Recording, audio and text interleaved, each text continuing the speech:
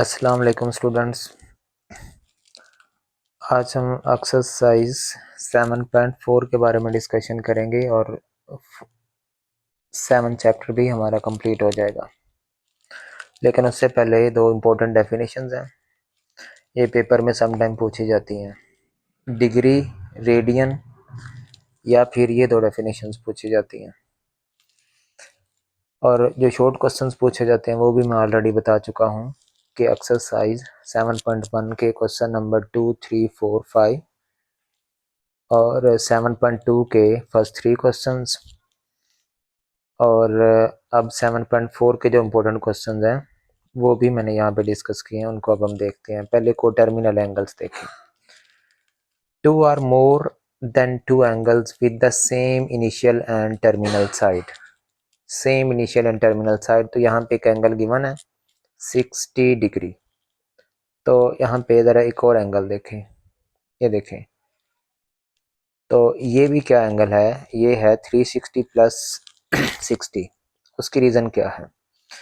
Reason बेटा ये है इसकी कि आपका एंगल ये है 60 एंगल, तो ये बन रहा है लेट्स सपोज।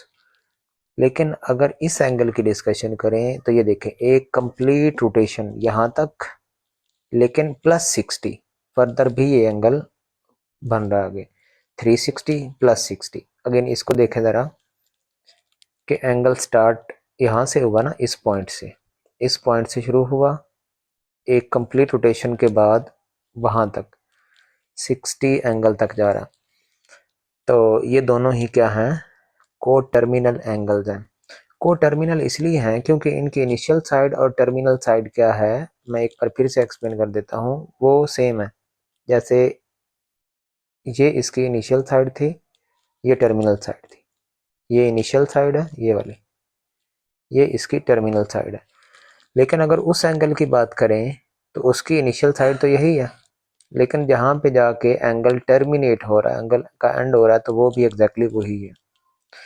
तो इसलिए ये क्या है, को टर्मिनल एंगल्स हैं कि अगर एक या एक से ज़्यादा, दो या दो से ज़्यादा एंगल्स क्या होंगे, को टर्मिनल एंगल्स होंगे अगर उनकी इनिशियल साइड और टर्मिनल साइड्स क्या होंगी, सेम होंगी। अब इसके बाद ज़रा देखें नेक्स्ट,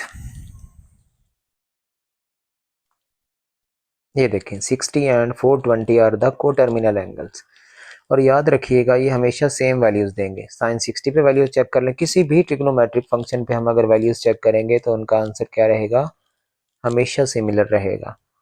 तो हम इस तरह से इनको देख सकते हैं, जिनकी इनिशियल और टर्मिनल साइड सेम होगी, मतलब जो को टर्मिनल एंगल्स होंगे, तो उनके किसी भी ट्रिग्नोमेट्रिक फंक्शन पे उनके आंसर क्या रहेंगे, सिमिलर रहेंगे। अब ज़रा देखें नेक्स्ट, एक और डेफिनेशन है। वो डेफिनेशन बेटा ये है कि क्वाड्रेंटल एंगल। अब क्वाड्रेंटल एंगल क्या है, जैसे क्वाड्रेंट है तो क्वाड्रेंट हमारे पास 4 क्वाड्रेंट्स होते हैं, ये हम पहले भी पढ़ चुके हैं, 9th क्लास में भी इवन आपने पढ़े थे। Angle that are said to be quadrantal angle if they lies on any axis, इधर एक्स एक्सिस और वाई एक्सिस। तो यहाँ पे अगर देखें 0 है तो ये एक्स एक्सिस पे लाई कर रहा है, यहाँ पे 90 है तो ये वाई एक्सिस पे लाई कर रहा है, 180 है तो ये किस पे लाई कर रहा है, नेगेटिव एक्स एक्सिस पे, 270 है तो तो जो किसी एक्सिस पे लाई करेंगे तो वो यकीनन फिर ये 360 है तो ये भी एक्स एक्सिस पे लाई कर रहा है।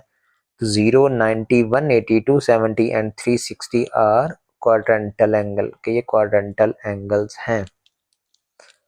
और यहाँ पे ये मैंने नीचे मेंशन भी कर दिए। अब बेटे इसके बाद जरा देखें नेक्स्ट। अब 3 यहाँ पे फार्मूलाज का हमने प्रूफ देखना है। जैसा कि अब इसमें हम, आप किसी भी क्वाड्रेंट में बना सकते हैं ये शेप, एक राइट एंगल ट्रायंगल अपेयर कर सकते हैं। तो मैंने फर्स्ट क्वाड्रेंट को चूज किया है।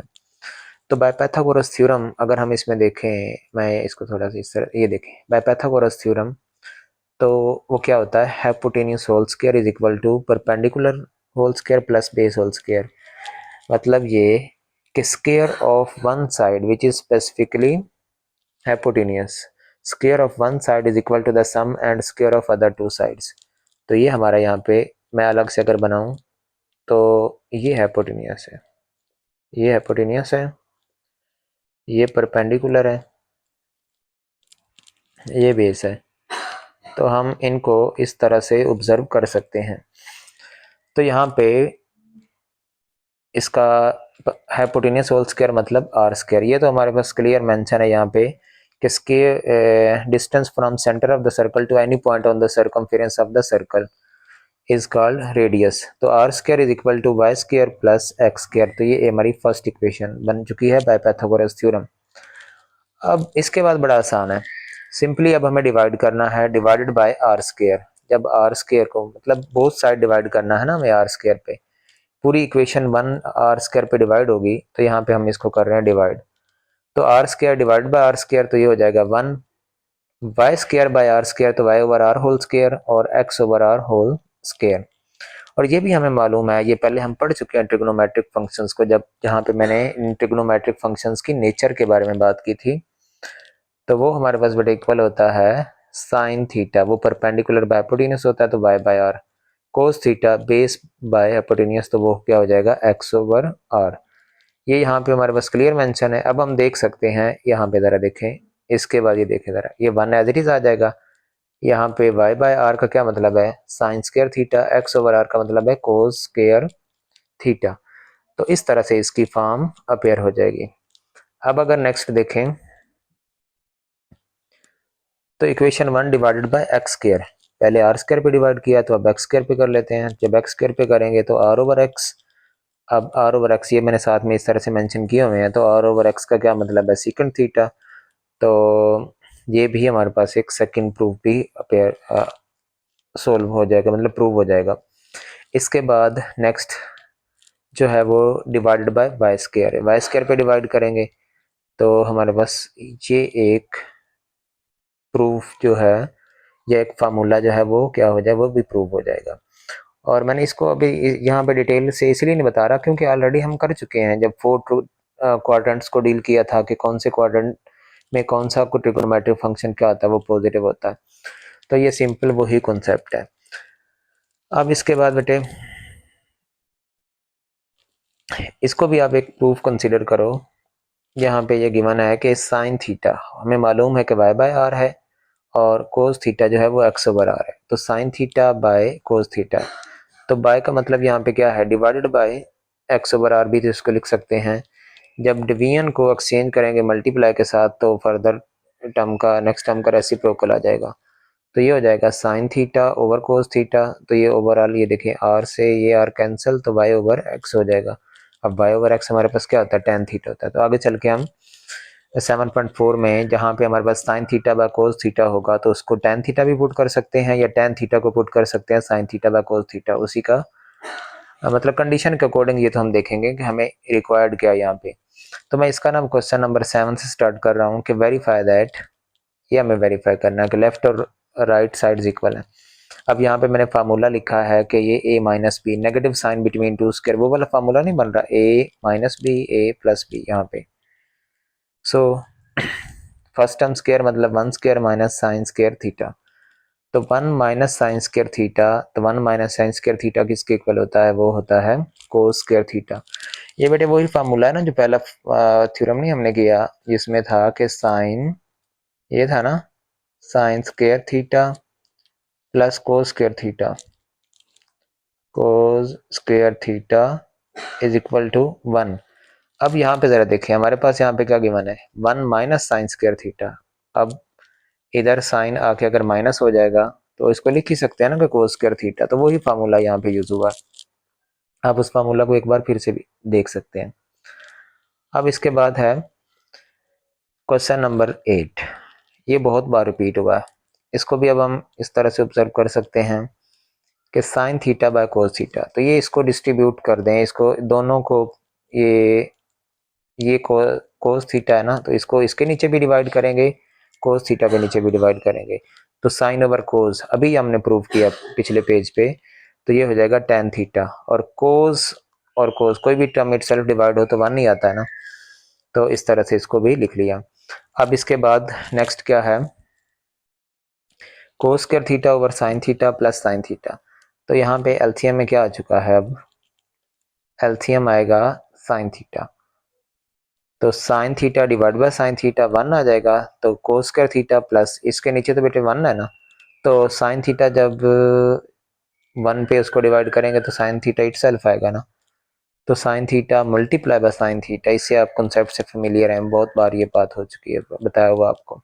सिंपल एलसीएम का कॉन्सेप्ट है कि जिसके डिनोमिनेटर में 1 हो तो ऐसी सिचुएशन में एलसीएम डायरेक्ट न्यूमरेटर से मल्टीप्लाई हो जाता है। तो अब sine square theta plus cos square theta या cos square theta plus sine square theta वो 1 के इक्वल है, तो 1 ओवर साइन हो जाएगा कोसिकेंट थीटा। अब इसके बाद है secant theta minus cos theta, इसको भी इसके इक्वल प्रूव करना है। तो सिंपली अब हम इसको भी देख सकते हैं कि secant theta minus cos theta, तो सीकेंट का रेसिप्रोकल क्या होता है? सीकेंट का रेसिप्रोकल है 1 बाय कोस, ये 1 बाय कोस हो जाएगा, और कोस तो सिंपल एज इट इज आ जाएगा। अब फिर से एलसीएम लेंगे, अब 1 माइनस कोस स्क्वायर थीटा वो साइन स्क्वायर थीटा के इक्वल होता है। अब मैंने इसको ब्रेक करके लिख दिया, ये साइन स्क्वायर थीटा है, ये बेटे साइन स्क्वायर थीटा है, इसको मैं 2 बार लिख सकता हूँ, sine theta and sine theta. लेकिन ये जो sign theta by cos theta है वो tan हो गया, और साथ में ये, जब आपको पहले से आइडिया है कि आपको क्या रिक्वायर्ड है तो आप उसके अकॉर्डिंग ही टर्म्स को ऑब्जर्व कर सकते हैं।